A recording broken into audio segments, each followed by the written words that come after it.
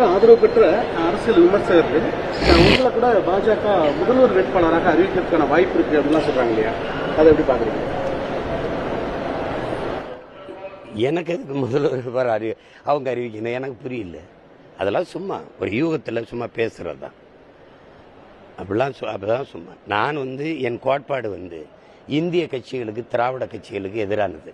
திரும்ப திரும்ப நான் சொல்றேன், உங்களுக்கு புரியுதுன்னு நினைக்கிறேன். விளங்கிருதா? திரும்ப திரும்ப இதை பேசிருக்காதீங்க.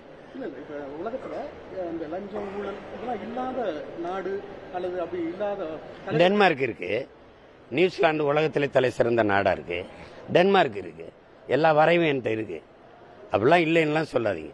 ஊழல் லஞ்சம் குறைவா இந்த நாட்டில் பெருந்தலைவர் காமராஜர் ஆட்சியில், பேரறிஞர் அண்ணா ஆட்சியில், பக்தவச்சலம் ஆட்சியில், எங்கள் தாத்தா ஓமந்தூர் ராமசாமி ரெட்டி, குமாரசாமி ராஜா, இந்த ராஜாஜி ஆட்சியெல்லாம் ஊழல் லஞ்சம் இருந்ததா? மது இருந்ததா?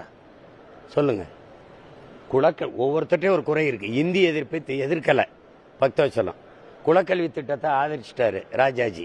இதை தவிர இந்த மாதிரி குற்றங்களை தவிர ஊழல் லஞ்சம் இருந்துச்சு, படோடபா ஆடம்பர அரசியல் இருந்துச்சு, கூட்டத்துக்கு ஆள்களை கூட்டிட்டு வந்து நிறுத்துறது இருந்துச்சு, காசுக்கு வாக்குக்கு காசை கொடுத்து பறிக்கிற முறை இருந்துச்சு. அப்படி எதுவும் இருக்கா?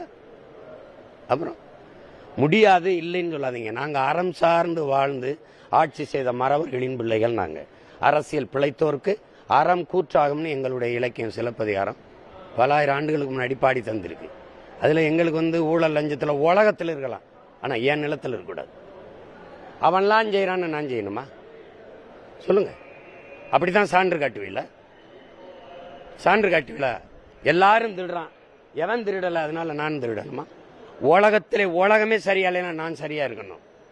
அப்படிதான் எங்களுக்கு கற்பிச்சவன்லாம் இருக்கான். நெல்லின்னு சொல்றான், உலகத்தில் நீ ஒரு சரின்னு பட்டதை உலகமே வேணாம்னாலும் செஞ்சிரு, தவறுன்னு பட்டதை உலகமே செய்யன்னு சொன்னாலும் செய்யாதரான்றான்.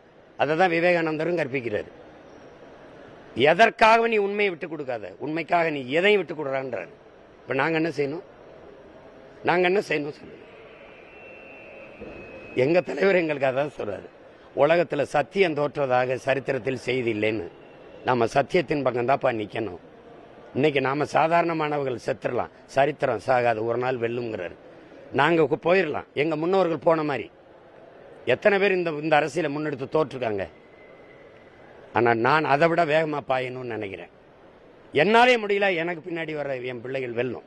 நீங்க பார்க்க தான் போறீங்க. நீங்க இந்த பதிவு இருக்கும்ல,